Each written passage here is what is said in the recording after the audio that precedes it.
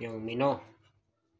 Kunti natin babad sa tuyo para sip niya pa yung tagos sa laman yung lasa. Kaya bababad po natin ng maigi yan. Yung tawag na manirit.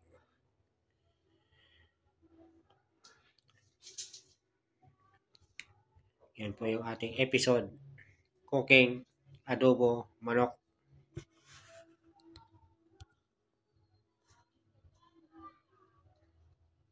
Isa na po tayo ng sibuyas para sa ating adobo manok. Ayan po.